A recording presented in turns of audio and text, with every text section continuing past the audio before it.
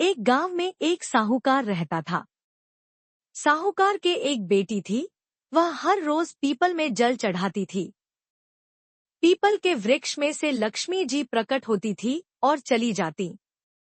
एक दिन लक्ष्मी जी ने साहूकार की बेटी से कहा, तू मेरी सहेली बन जा। तब लड़की ने कहा कि मैं अपने पिता से पूछकर कलाऊंगी।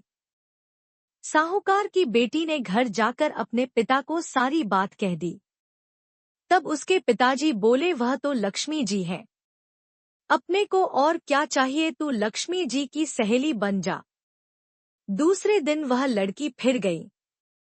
तब लक्ष्मी जी पीपल के पेड़ से निकल कर आई और कहा, सहेली बन जा। तो लड़की ने कहा, ठीक है, और दोनों सहेली बन गई। लक्ष्मी जी ने उसको खाने का न्योता दिया।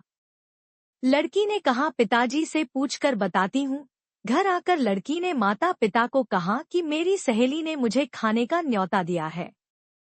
तब पिता ने कहा कि जा पर संभाल कर जाना।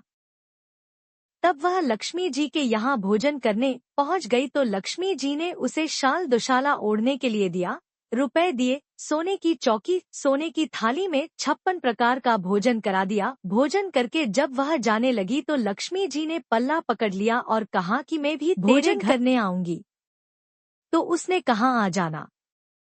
वह घर जाकर चुपचाप बैठ गई। तब पिता ने पूछा कि बेटी, सहेली के यहाँ भोजन कराई और तू उदास क्यों बैठी है? तो उसने कहा, पिताजी, मेरे को लक्ष्मी जी ने इतना दिया, अनेक प्रकार के भोजन कराए, परंतु मैं कैसे उन्हें भोजन कराऊं? अपने घर में तो कुछ भी नहीं है। तब उसके पिता ने कहा कि गोबर से लीपकर अच्छे से चौका लगाकर घर की सफाई कर ले। 4 मुख वाला दिया जलाकर लक्ष्मी जी का नाम लेकर रसोई में बैठ जाना।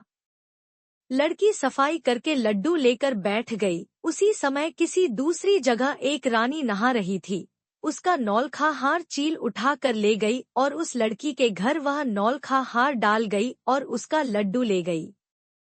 बाद में वह हार को तोड़कर बाजार में गई और सामान लाने लगी तो सुनार ने पूछा कि क्या चाहिए?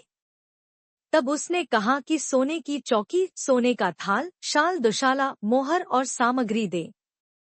56 प्रकार का भोजन हो जाए, इतना सामान दे। सारी चीजें लेकर गई और बहुत तैयारी करी और रसोई बनाई। तब पिताजी ने कहा, पहले गणेश जी को, फिर लक्ष्मी जी को बुलाओ। आगे आगे गणेश जी और पीछे पीछे लक्ष्मी जी आई। उसने चौकी डाल दी और कहा, सहेली चौकी पर बैठ जा।